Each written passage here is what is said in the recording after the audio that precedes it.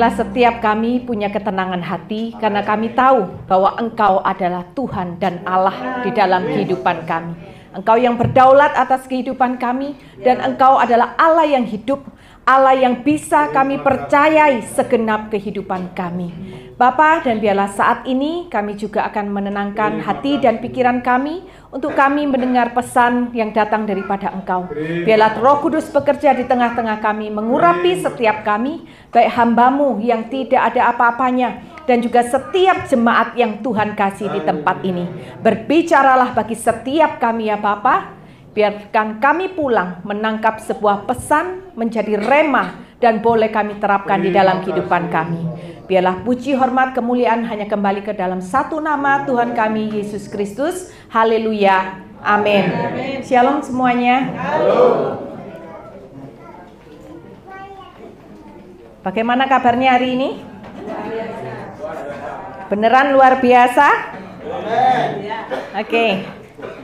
Jemaat semua bilang kabarnya luar biasa. Oleh karena itu yuk kita belajar dengan satu tema hari ini. Jangan hidup biasa-biasa. Jangan hidup biasa-biasa karena kita hidup itu kesempatan hanya satu kali. Jangan hidup biasa-biasa saja karena kita punya Tuhan yang luar biasa. Amin.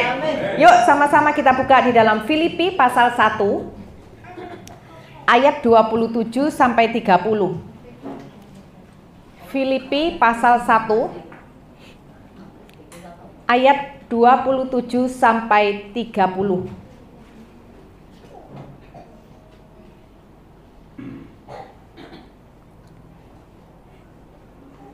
Kita baca sama-sama saudara. 2, 3. Hanya hendaklah hidupmu berpadanan dengan Injil Kristus, supaya apabila aku datang aku melihat, dan apabila aku tidak datang, aku mendengar bahwa kamu teguh berdiri dalam satu roh dan sehati sejiwa, berjuang untuk iman yang timbul dari berita Injil. Oke, kita stop sampai di situ dulu. Ini adalah surat yang ditulis oleh Rasul Paulus kepada jemaat di Filipi, ya. Kalau kita baca lebih lagi saudara dalam terjemahannya ya, dalam bahasa Inggris dikatakan above all, dari semuanya itu, di atas semuanya itu. Jadi setelah Paulus ini bersaksi tentang bagaimana dia masuk ke dalam penjara, kemudian dia berkata kepada jemaat Filipi, dari semuanya itu hendaklah hidupmu berpadanan dengan Injil Kristus, supaya apabila aku datang aku tuh melihat. Dan kalau aku tidak datang, aku pun juga mendengar bahwa kamu semua berdiri dengan teguh dalam satu roh, sehati, sejiwa. Untuk apa? Berjuang untuk iman yang timbul dari berita Injil. Hidup itu nggak boleh biasa-biasa, karena hidup ini adalah pertandingan. Amin. Ya. Kita boleh berkata, oh ya hidup saya mengalir. Tetapi mengalir itu bukan berarti saudara tidak melakukan apa-apa. Saudara itu pasif, enggak. Tetapi kehidupan kita itu harus tetap terus bergerak. Karena hidup ini adalah pertandingan. Sehingga jangan miliki kehidupan yang biasa-biasa. Karena apa? Iman itu tidak diam di tempat. Tetapi iman itu bergerak terus. Iman itu harus kita perjuangkan. Amin. Seperti itulah pesan Paulus dikatakan supaya kamu apa? Berjuang untuk iman yang timbul dari berita Injil. Jadi setelah kita mendengarkan kebenaran Injil, berita keselamatan, kita tahu bahwa keselamatan itu adalah kasih anugerah Tuhan, kasih karunia Tuhan. Tetapi setelah kita terima Tuhan Yesus, kita beriman kepadanya. Iman itu tidak diam di tempat. Setelah saudara membaca kebenaran firman, mungkin saudara setiap hari baca Alkitab. Siapa di sini yang setiap hari baca Alkitab? Boleh angkat tangan? Oh, semua. Yang baca tapi jarang-jarang. Boleh angkat tangan? Yang tidak pernah baca, nanti maju ke depan setelah ibadah dibaptis ulang. 10 menit direndam. Ya. Nah, setelah kita baca firman, Paulus itu menasihatin kita, mengingatkan kita.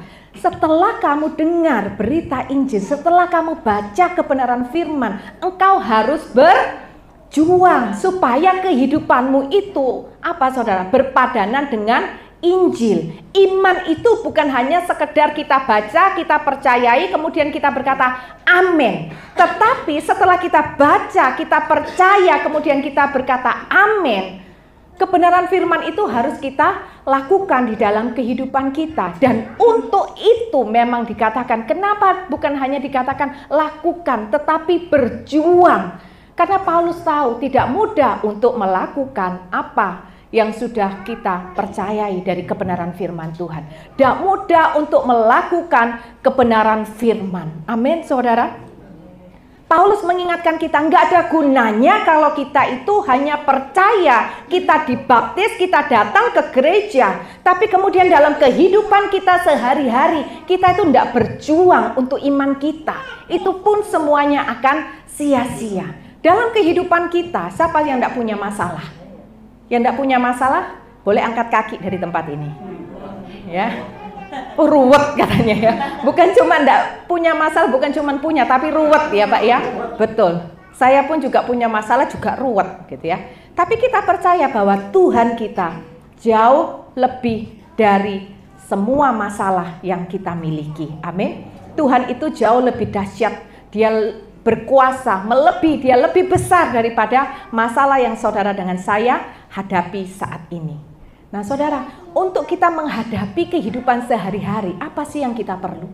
Supaya kita tetap kuat, supaya kita tetap bertahan dalam kehidupan yang tidak semakin mudah ini. Hanya satu, yaitu apa? Iman. Ya, hanya iman. Dan oleh karena itu Paulus mengingatkan kita nih harus mengerti menjadi panggilan orang percaya. Dikatakan bahwa kamu harus hidup sebagai warga negara kerajaan surga. Sekalipun kita ini masih hidup di dunia, tetapi Paulus mengingatkan kepada kita lagi panggilan kita sebagai orang percaya bahwa engkau harus hidup sesuai dengan kebenaran Injil yang sudah engkau percayai di dalam kehidupanmu. Dan untuk itu engkau perlu berjuang. Karena apa? Enggak mudah untuk menerapkan kebenaran firman. Coba saya tanya, contohnya, untuk kita mengampuni, mudah atau susah? Siapa yang bilang mudah Bu, ngampuni itu mudah? Mudah kalau ngomong, ya. Kalau seperti saya gini ngomong itu gampang, ya saudara. Tapi untuk melakukan itu enggak mudah. Untuk itu Paulus berkata, engkau harus berjuang. Untuk supaya engkau bisa melakukan apa yang sudah engkau percayai. Kalau kita sudah percaya dengan berita Injil, maka engkau harus hidup berpadanan dengan apa yang engkau percayai itu. Dan kita harus ingat bahwa Tuhan datang ke dunia itu untuk apa saudara? Untuk keselamatan. Nah, apakah hari ini kehidupan kita berpadanan dengan keselamatan yang sudah Tuhan berikan di dalam kehidupan kita atau tidak? Banyak dari kita percaya kepada Tuhan. Banyak dari kita berkata, Bu, saya juga berjuang setiap hari. Saya percaya. Tetapi mari kita tanya sama diri kita. Yang kita perjuangkan itu apa sih? Banyak dari kita yang memperjuangkan apa? Keinginan kita. Betul? Banyak dari kita memperjuangkan kehidupan jasmani kita. Kita berkata, Bu, enggak ada uang, enggak makan. Saya tahu enggak punya uang, enggak makan. Tetapi sekali lagi Paulus mengingatkan kita, bukan untuk itu tujuan kita ada di muka bumi ini. Kita lahir di muka bumi ini bukan untuk mencari kekayaan, tetapi supaya kehidupan kita berpadanan dengan Injil Kristus. Itu adalah panggilan setiap kita, sehingga setiap orang percaya melalui kehidupannya itu mempermuliakan nama Tuhan.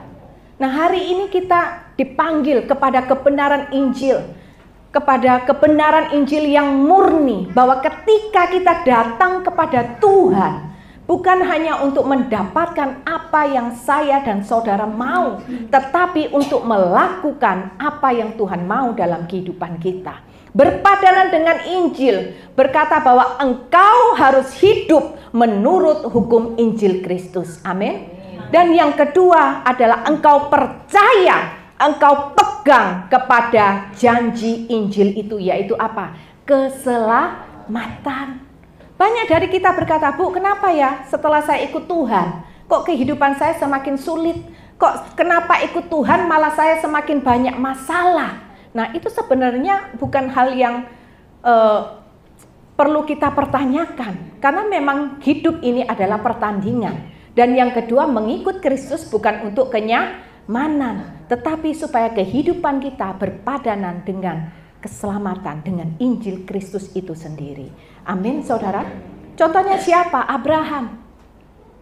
Ketika Abraham bersedia mengorbankan anaknya Ishak, di situ dia menunjukkan sebagai orang percaya, kehidupannya itu berpadanan dengan Injil Kristus. Dia taat kepada apa yang Tuhan perintahkan di dalam kehidupannya, sekalipun anaknya itu adalah anak semata wayang. Ya, siapa di sini punya anak lebih dari 3? Oh, semua ini ya, taat ini ya, keluarga berencana. Puji Tuhan. Siapa yang punya anak 2? Boleh salah satu dikorbankan?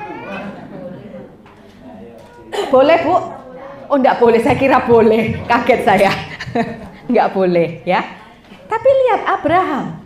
Ketika Tuhan meminta satu-satu anak yang sudah didambakan seumur hidupnya, dia memberikan. Karena apa? Dia ingin kehidupannya itu supaya berpadanan dengan Injil. Dia taat kepada apa yang Tuhan perintahkan, dan yang kedua, dia percaya kepada janji Tuhan. Amin, saudara. Hari-hari ini kehidupan itu tidak semakin mudah. Kita juga semakin hari itu kita semakin banyak kemauan. Nah, ketika kita mengikut Tuhan dengan hari ini, coba kita koreksi diri kita masing-masing. Apakah hari ini, selama sudah berapa lama saya mengikut Tuhan, apakah keinginan diri saya yang semakin besar, ataukah kehendak Tuhan di dalam kehidupan saya itu yang semakin besar? Itu yang kita harus koreksi diri hari ini. Semua itu butuh perjuangan, saudara. Ya. Dan Paulus tadi mengatakan apa? Entah kalau aku datang, aku melihat, tapi kalaupun aku tidak datang, aku mendengar. Artinya kehidupan kita, iman kita, perjuangan iman kita, itu tidak bergantung kepada hamba Tuhan. Amin. Banyak sekarang orang gitu, tidak mau ke gereja. Kenapa? Karena mutung sama hamba Tuhan. Karena kecewa dengan hamba Tuhan. Ya. Banyak juga yang kecewa dengan Tuhan. Nanti beberapa bulan lagi saya diundang sebuah gereja. Mereka memberikan tema, Bu tolong ya.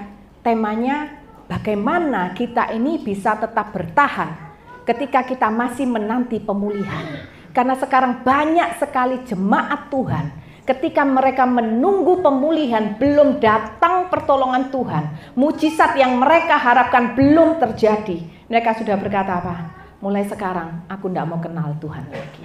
Mereka meninggalkan Tuhan, mereka meninggalkan gereja. Dan ini menjadi PR buat kita semua. Nah itu saudara, makanya Paulus berkata apa?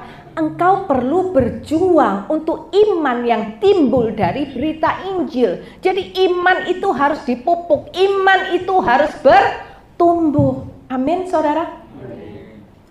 Sama seperti ketika Bapak Ibu mungkin dulu waktu yang sudah menikah ya. Dulu waktu jatuh cinta pertama itu rasanya gimana? Wah rasanya begitu menggoda, selanjutnya terserah Anda gitu kan ya. Tapi setelah menikah 10 tahun, 15 tahun, 20 tahun, rasanya apa? Aduh, langsung aduh gitu ya. Bapak Ibu kalau aduh dalam hati aja ya, jangan sebelah pasangan nanti pulang berantem ya. Ibadah bukan untuk membuat berantem, amin. Nanti bilang gara-gara Bu Debbie itu kita pulang berantem gitu ya. Nah, orang berkata apa? Cinta dalam kehidupan suami istri itu perlu dijaga supaya tetap bertumbuh. Nah, iman pun juga seperti itu, saudara. Makanya ada kebenaran firman mengatakan apa? Jangan suam-suam kuku. Engkau harus kembali kepada kasih mula-mula. Artinya apa? Kasih kita kepada Tuhan mungkin di awal itu menggebu-gebu. Tapi setelah kemudian kita sudah sering ke gereja, kita baca Alkitab, Alkitabnya dulu Alkitab loh sama Bu dari Kejadian sampai Wahyu. Loh ya memang sama. Nggak mungkin berubah, betul? Saya sudah bosan Bu, sudah biasa. Akhirnya apa? Kasih kita kepada Tuhan itu sudah mulai luntur. Apalagi kemudian masalah itu tidak kunjung selesai. Saudara mungkin bisa berkata, percuma ya rasanya ibadah. Percuma ya rasanya berdoa. Tuhan toh tidak menjawab. Nah itu saudara, Paulus berkata, berjuanglah supaya apa? Supaya imanmu itu tetap terus bergerak. Karena dalam kehidupan kita, dari hari ke hari, yang engkau perlukan adalah engkau menjalaninya dengan iman. Amin. Kadang kita ini cuma pintar ngomong gini loh, hidupku bukan milikku lagi, hidupku milik Tuhan. Betul? Tapi seberapa sering kita khawatir dalam hidup ini? Kalau hidup ini milik Tuhan, kenapa kita masih sering, aku pingin itu, aku kepingin ini, aku mau itu, aku mau ini. Seringkali apa yang kita ucapkan itu tidak selaras dengan kebenaran Injil. Oleh karena itu Paulus berkata, ketika engkau percaya kepada Tuhan, maka engkau harus berjuang supaya kehidupanmu itu berpadanan dengan Injil. Iman itu saudara tidak bisa bilang, wis biar suamiku aja lah yang benar-benar cari Tuhan. Istri kan mengikut, suami kan kepala rumah tangga. Iman itu berdiri sendiri. Satu hari kelak ketika kita pulang kepada Tuhan, ada yang mau gandengan tangan?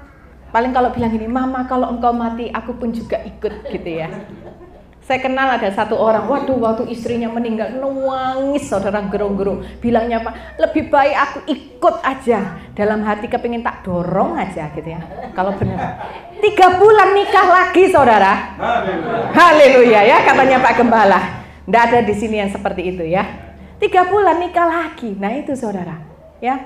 Iman itu berdiri sendiri. Nggak ada kita nanti rentetan. Oh saya tak ikut imannya Pak Gembala, ndak ada. Pak Gembala nanti jalan sendiri, kita jalan sendiri. Amin. Tetapi untuk itu Paulus berkata, engkau harus hidupnya berpadanan dengan Injil. Oleh karena itu Roh Kudus itu dicurahkan kepada setiap kita. Supaya apa? Supaya kehidupan kita itu dipimpin oleh Roh Kudus. Dikatakan supaya engkau satu roh, sehati, sejiwa. Artinya apa? Bahwa setiap orang percaya kehidupannya dipimpin oleh Roh Kudus.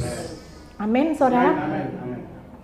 Mari kita belajar. Iman itu harus diperjuangkan untuk bertumbuh, berakar semakin dalam. Jangan kita itu hanya berjuang untuk kehidupan kita yang jasmani. Kita mati-matian mencari untuk penghidupan kita. Kita ingin hidup yang sejahtera. Tetapi saya pertanyakan lagi, untuk apa kehidupanmu yang sejahtera secara materi? Tapi kalau kehidupan rohani kita itu kering. Kalau imanmu itu mati, untuk apa engkau punya segalanya? Karena satu hari kelak ketika kita pulang kepada Tuhan, Tuhan itu tidak akan tanya seberapa banyak hartamu, seberapa engkau kaya, enggak. Tetapi Tuhan akan bertanya bagaimana engkau mempertanggungjawabkan iman di dalam kehidupan. Amin saudara ya.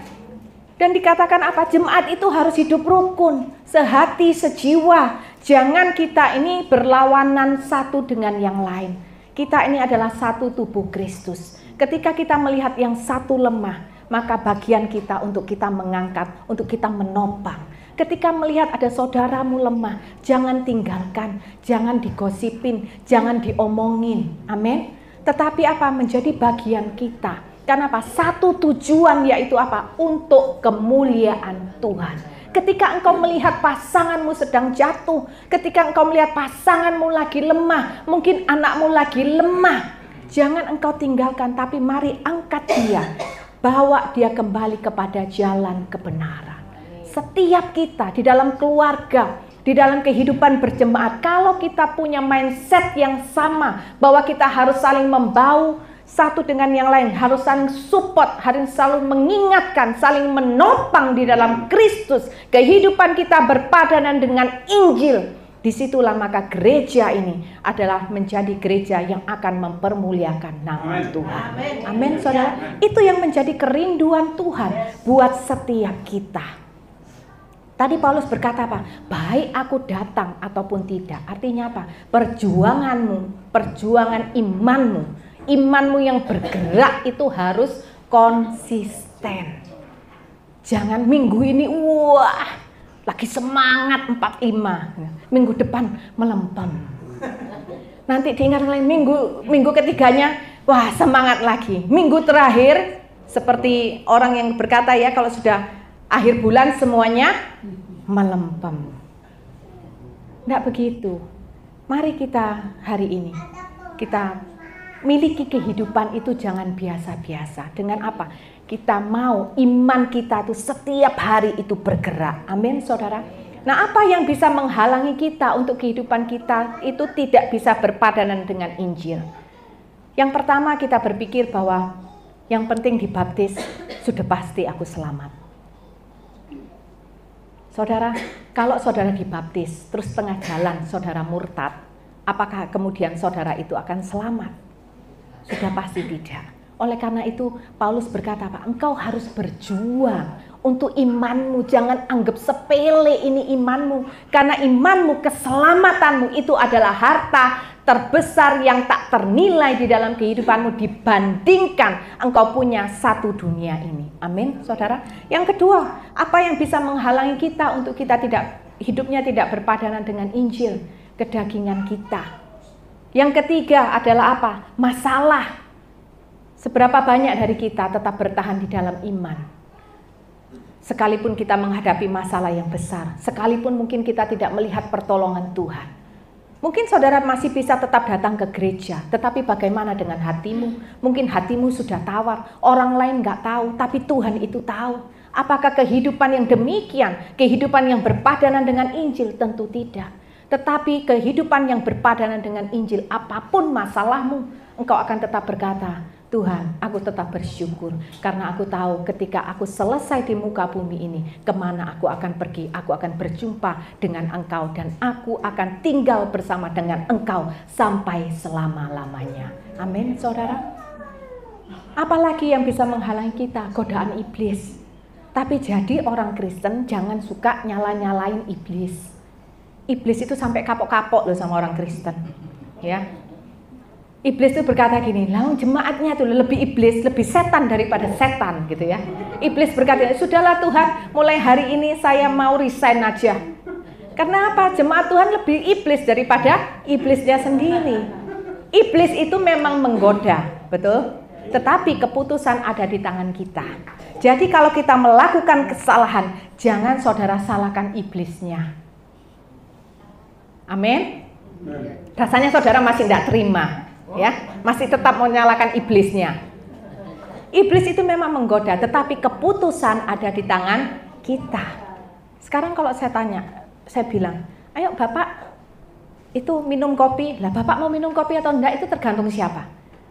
Tergantung sendiri, bukan karena saya harus minum kopi karena dia enggak. Keputusan ada di tangan kita, ya. Dan juga apa? Fokus kepada kehidupan jasmani. Kalau kita hanya fokus kepada kehidupan jasmani, itu yang akan menghalangi kita agar kehidupan kita itu tidak berpadanan dengan Injil. Oleh karena itu, kita itu semua harus lahir baru, bukan dibaptis, saudara. Baptisan belum tentu kita lahir baru, tetapi orang yang lahir baru, yang mengalami perjumpaan dengan Tuhan, maka dia tahu bahwa fokus dan tujuan hidupnya bukanlah lagi kenyamanan, tetapi kehidupan yang berkenan di hadapan Tuhan. Amin, saudara. Iman itu perlu diwujudkan dalam perbuatan. Firman Tuhan mengatakan iman tanpa perbuatan hakikatnya mati. Tetapi kalau iman, apa yang kita percayai, kita baca kebenaran Injil, Tuhan memerintahkan apa dan kemudian itu kita lakukan. Iman yang diwujudkan dalam perbuatan itu membuat iman kita semakin hari semakin kuat dan semakin matang. Contohnya siapa? Abraham. Ketika Tuhan minta untuk dia mengorbankan anaknya yang tunggal, Abraham berjalan, dia memberikan, dia berani bertindak, memberikan Ishak sebagai korban. Tapi kemudian ketika Tuhan berkata apa? Nggak usah Ishak, aku sudah sediakan korbannya dan aku melihat bahwa engkau adalah orang yang takut akan Tuhan. Di situ Abraham, dia punya satu pengalaman sendiri dengan Tuhan. Dia mengalami bahwa ternyata ketika dia memegang janji Tuhan sehingga dia berani mengorbankan anaknya yang tunggal, di situ dia tahu orang yang memegang janji Tuhan tidak akan pernah dikecewakan. Amin, saudara. Tidak pernah dikecewakan. Sehingga apa? Iman Abraham itu semakin hari semakin kuat, semakin matang. Dia berkata, enggak salah aku percaya kepada Tuhan. Karena Tuhanku adalah Tuhan yang hidup, Tuhan yang baik, Tuhan yang penuh kasih, Tuhan yang menyediakan. Dan Tuhan yang memberikan janjinya itu pasti digenapi di dalam kehidupannya. Amin, saudara.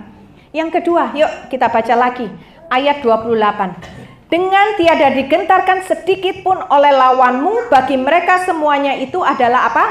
Tanda kebinasaan, tetapi bagi kamu tanda keselamatan, dan itu datangnya dari Allah. Iman itu percaya bahwa salib itu bukan kematian, tetapi keselamatan.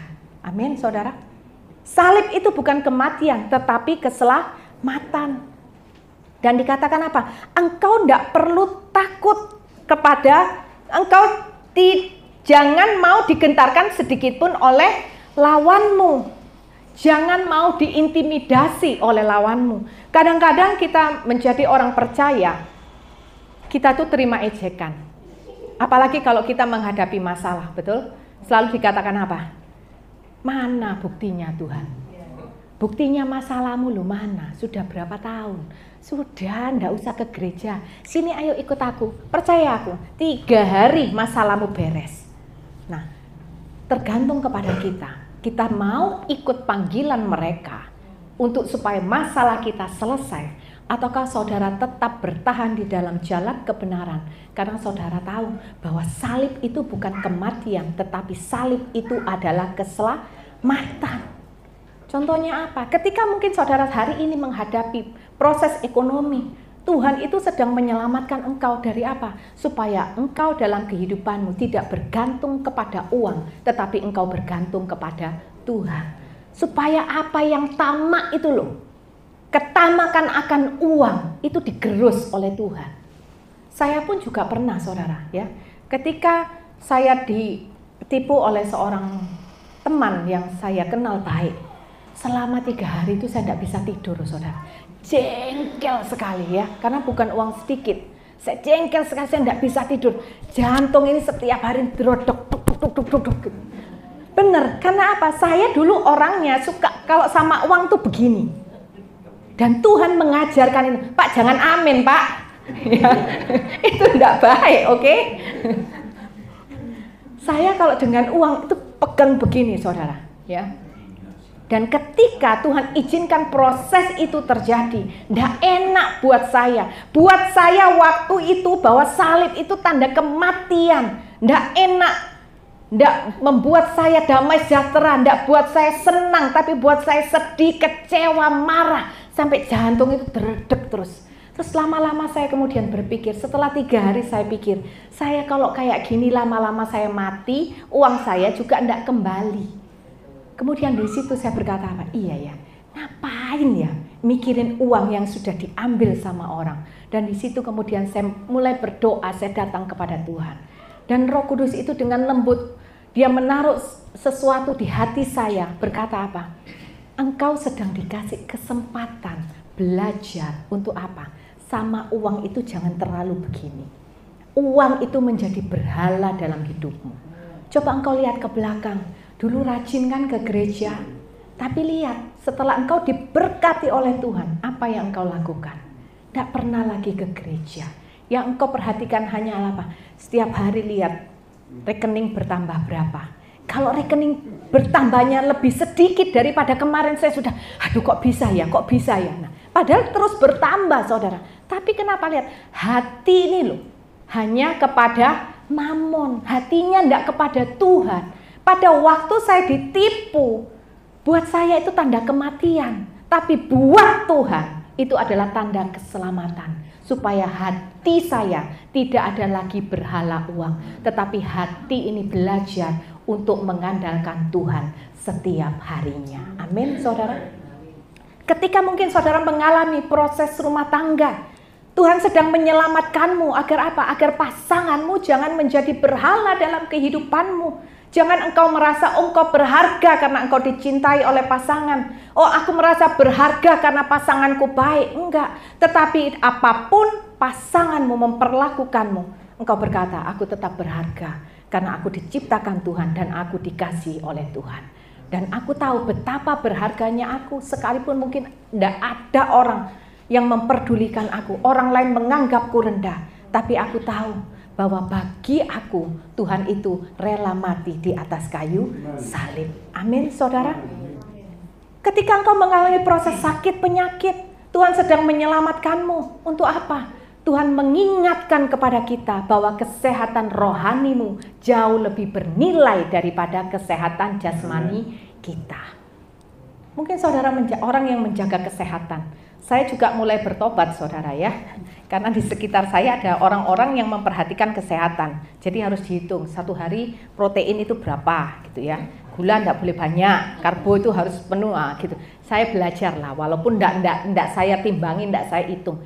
Tetapi saudara, apakah kita ini ketika kita memperhatikan kesehatan jasmani kita, apakah kita juga memperhatikan kesehatan rohani kita?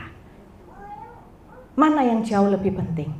Kita mau sehat secara jasmani, tetapi banyak dari kita secara jasmani itu sehat, tetapi dalam hati, dalamnya itu rapuh. Karena apa? Karena iman kita itu kita tidak dandanin. Iman kita itu kita biarkan aja, kita taruh di dalam brankas, kita kunci. Nanti kapan kalau perlu baru kita buka gitu kan. Tetapi Paulus hari ini mengajarkan kepada kita, salib itu bukan tanda kematian, tetapi salib itu adalah keselamatan. Salib mengajarkan kepada kita bahwa rohani itu jauh lebih penting daripada yang jasmani. Yesus itu mengorbankan kehidupannya untuk keselamatan kita. Kita lihat contohnya, seperti anak yang hilang. Mengapa ayahnya ketika anak yang hilang itu kembali? Kenapa ayahnya melihat itu dengan sukacita? Karena buat ayahnya, anaknya itu sudah kembali kepada keselamatan. Anaknya sudah kembali kepada jalan yang benar. Walaupun hartanya sudah berkurang, sudah warisan anak bungsunya sudah diberikan. Tetapi ayahnya tidak pusing itu. Yang ayahnya pusingkan adalah keselamatan jiwa anaknya. Hari ini kita sebagai orang tua, mana yang jauh lebih penting? Masa depan anak kita, bagaimana mereka sekolah menjadi anak yang pintar. Tapi karakter mereka, apakah kita perhatikan? Apakah kita sudah benar-benar membawa mereka mengenal Tuhan dalam kehidupan ini? Ataukah kita hanya kepada diri kita sendiri, yang penting aku selamat, yang penting aku kenal Tuhan. Anak-anak mau baca firman, ya boleh, enggak baca ya sudahlah, enggak apa-apa, yang penting aku baca firman. Apakah kita sudah menjadi orang tua yang bijaksana? Bukankah ketika kita punya anak, kita berjanji di hadapan Tuhan bahwa kita akan mendidik, membesarkan mereka untuk mereka menjadi anak yang takut akan Tuhan. Hari ini yuk saudara, mari kita kembali kepada kebenaran Injil. Ketika engkau mengalami pergumulan di dalam kehidupanmu, jangan kau berkata, aduh masalah lagi, salib lagi gitu ya. Ada orang yang kemarin konseling kepada saya, tanya gini, Bu, kapan toh ya salibku ini selesai? Kok enggak selesai-selesai? Saya bilang jangan tanya saya, tanya sama Tuhan. Lah aku bukan Tuhanmu gitu ya. Tapi kalau saya boleh bilang, salib itu kapan selesai? Ketika engkau sudah tutup mata. Ketika engkau sudah selesai kehidupanmu, salibmu selesai. Siapa yang hari ini mau salibnya selesai? Tidak ada yang mau kan? Nanti kalau ada yang konseling saya tanya balik gitu aja. Kalau mau salibnya selesai berarti cepet-cepetlah minta dipanggil pulang oleh Tuhan. Ya. Salib itu bukan tanda kematian, tetapi salib adalah sebuah tanda keselamatan. Agar setiap kita kembali kepada kebenaran firman Tuhan. Kematian Kristus untuk penebusan dosa dan kebangkitannya yang mengalahkan kematian adalah sebuah kepastian bahwa Dia adalah Allah yang hidup, Allah yang bersama dengan kita, Allah yang menyertai kita, dan kemudian satu hari kelak kita akan kembali bersamanya dalam perjumpaan agung di dalam Yerusalem baru. Amin, saudara. Nah, hari ini kalau saudara masih pikul salib, mari pikul salibmu dengan sukacita. Sama seperti Paulus. Paulus itu ketika dia menuliskan hal ini, Paulus itu ada di dalam penjara loh, saudara. Tetapi Paulus berkata apa? Tahukah engkau, saudara, bahwa ketika aku di penjara, justru apa yang terjadi kepadaku ini membuat kemajuan Injil. Dan Paulus itu dipenjara bukan karena kesalahannya, tetapi dia berkata, ya kalau saudara baca dalam ayat yang ke-13, sehingga telah jelas bagi seluruh istana dan semua orang lain bahwa aku dipenjarakan karena Kristus. Yang terakhir saudara, iman itu harus berani menderita bersama Kristus. Amin. Dalam ayat 29 coba kita baca. Sebab kepada kamu dikaruniakan bukan saja untuk percaya kepada Kristus, melainkan apa saudara? Untuk menderita untuk Dia. Dalam pergumulan yang sama seperti yang dahulu kamu lihat padaku dan yang sekarang kamu dengar tentang aku. Artinya ketika Paulus menulis ini, dia berkata apa? Penderitaan itu sampai hari ini juga masih aku tanggung. Belum selesai. Mari kita menjadi orang percaya. Jangan kalau punya masalah kemudian kita berkata, kenapa ya kok hidupku punya masalah? Kenapa ya? Kalau ikut Tuhan tuh masalahku enggak selesai-selesai. Mari kita baca ayat ini sekali lagi. Dikaruniakan bukan hanya supaya kita percaya, tetapi supaya kita apa? Menderita untuk Dia. Paulus itu dipenjarakan karena Kristus. Jadi kalau hari ini saudara, kita boleh mengalami penderitaan karena Kristus, itu adalah sebuah kehormatan dan keuntungan yang besar. Karena apa? Dengan kita menderita demi Kristus, itu berguna bagi kemuliaan Allah. Dan untuk itulah kita hidup untuk mempermuliakan nama Tuhan. Amin saudara. Menderita bagi Kristus itu adalah panggilan yang mulia. Karena apa? Kita sedang dipercaya oleh Tuhan untuk memikul salib dan mengikuti jejak Tuhan. Tapi hari ini loh, kalau kita mau lihat, apakah kita menderita karena salib Kristus? Kebanyakan kita menderita karena kesalahan yang kita buat sendiri. Betul? Sudah kesalahan sendiri masih menyalahkan Tuhan lagi. Masih tanya lagi, kenapa ikut Tuhan masalahku tidak selesai-selesai? Kenapa ikut Tuhan kok masih terus pikul salib? Lah salahnya sopo? Malaikat itu tanya, lah salahnya sopo? Gitu ya.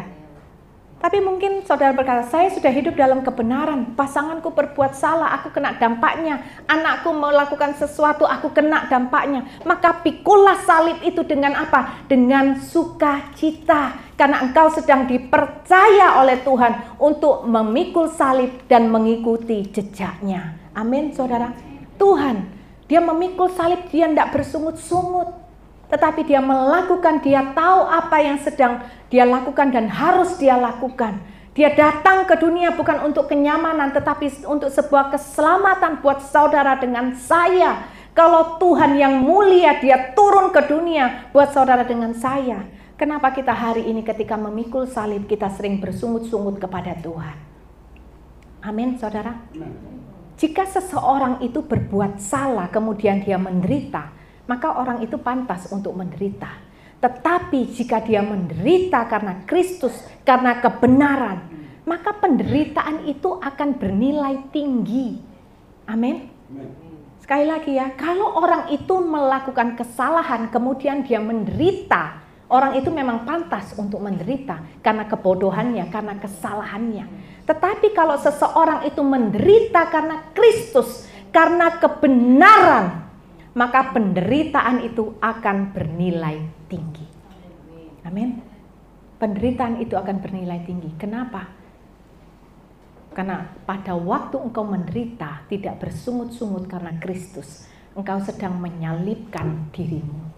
Dan engkau berkata, biarlah kehendak Tuhan yang terjadi dalam hidupku. Di situ baru saudara bisa berkata, hidupku bukan tentang aku lagi, tetapi hidupku adalah tentang Kristus. Iman itu diberikan bukan hanya sekedar kita percaya, tetapi iman itu juga diberikan untuk apa? Iman memberikan keberanian dan kekuatan agar setiap orang percaya itu berani menderita bersama dengan Kristus.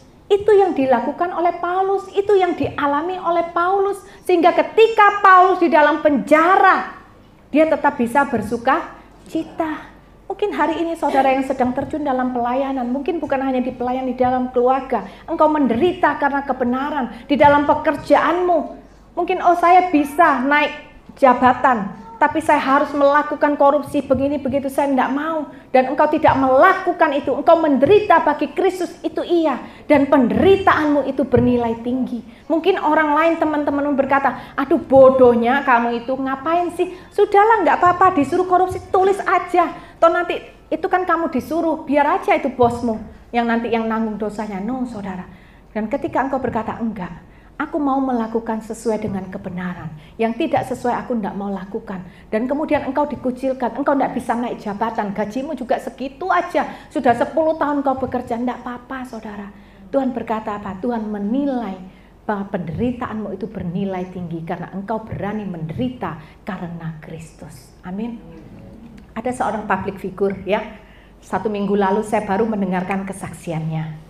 Dia adalah seorang yang cukup terkenal di Indonesia ya.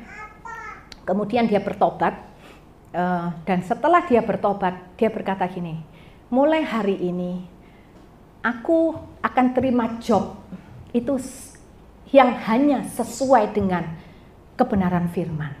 Jadi setiap kali aku mau terima job, dia tanya dulu perannya dia harus seperti apa. Dia bilang, kalau tidak sesuai dengan kebenaran firman, kalau kira-kira itu tidak menyenangkan hati Tuhan, aku tidak mau. Dan dia lakukan itu. Dan ketika dia lakukan, memang dia sempat vakum, saudara. Tidak ada satu job pun yang dia terima. Padahal kehidupan harus tetap terus berjalan. Dia usaha ini dan itu, tetapi dia tidak menyerah. Dia berkata, sekali aku mengambil keputusan untuk ikut Tuhan, aku akan tetap terus lakukan sampai akhir. Dan lihat saudara, dan hari ini dia dipakai Tuhan itu luar biasa. Bahkan saya mendengar kemarin ya dari anak saya, karena kebetulan anak saya kenal dengan orang ini. Dia saat ini diundang oleh pemerintah Australia untuk sebagai ambasadornya, untuk memajukan supaya banyak orang Indonesia yang mau berkunjung holiday liburan ke Australia. Dan semuanya itu saya dengar cerita dari anak saya, semuanya tiketnya, bisnis hotelnya yang terbaik, dan tentunya kontraknya itu adalah dalam jumlah yang besar. Dan saya melihat, saya juga belajar dari dia, bahwa orang yang menaruh harapannya kepada Injil, dia berani menderita, dia itu tidak akan pernah dikecewakan. Amin. Dan penderitaan selamat yang dia tidak terima job itu Tuhan nilai tinggi. Karena apa? Tuhan memperhitungkan setiap taburannya, Tuhan melihat kesetiaannya, Tuhan melihat ketaatannya, Tuhan melihat imannya yang benar-benar sebagai orang percaya yang sesuai dengan Injil, hidupnya berpadanan dengan Injil. Dan orang yang hidup taat dan setia kepada Tuhan, Tuhan itu akan angkat kehidupannya tepat pada waktunya. Amin, saudara. Coba kita buka 1 Tesalonika 2 ayat yang kedua.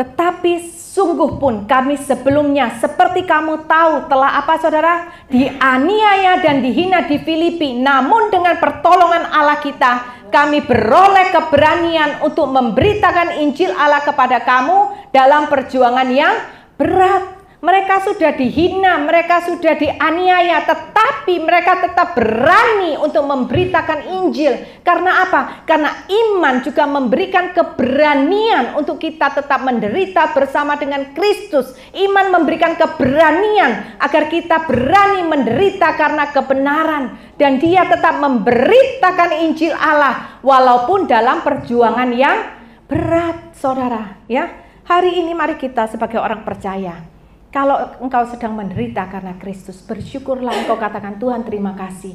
Tuhan mempercayakan kepadaku untuk menanggung salib. Salibku itu belum seberapa dibandingkan salibmu Tuhan. Tetapi kalau Tuhan percayakan, karena aku tahu Tuhan percaya aku mampu untuk memikul salib ini bersama dengan Tuhan.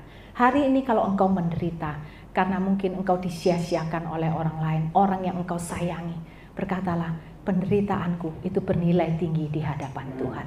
Engkau sudah berlaku jujur di dalam perusahaan, di dalam kantormu, tetapi engkau diabaikan. Ingatkan kepada dirimu, aku melakukan hal yang benar karena hidupku sedang berpadanan dengan Injil. Walaupun aku menderita, tapi aku tahu penderitaanku itu bernilai tinggi di hadapan Tuhan. Amin, saudara. Percaya kepada Kristus dan menderita karena Kristus itu seperti satu keping, dua sisi, tidak bisa dipisahkan satu dengan yang lain. Saudara nggak bisa, oh saya hanya mau percaya kepada Tuhan, tapi saya tidak mau menderita karena Tuhan, itu tidak bisa. Ketika engkau memilih percaya kepada Tuhan, maka di saat yang sama engkau juga sedang menerima, Tuhan, aku mau menderita bagi Kristus. Yang terpenting aku menderita bukan karena kesalahanku, aku bukan menderita karena dosaku, tetapi aku mau menderita demi kebenaran Kristus. Amin, saudara. Biarkan penderitaan kita itu membuka jalan bagi orang yang tidak percaya, supaya mereka mengenal Kristus dan Injil supaya semakin terus diberitakan melalui kehidupan kita. Lihat kehidupan Paulus ketika dia di penjara.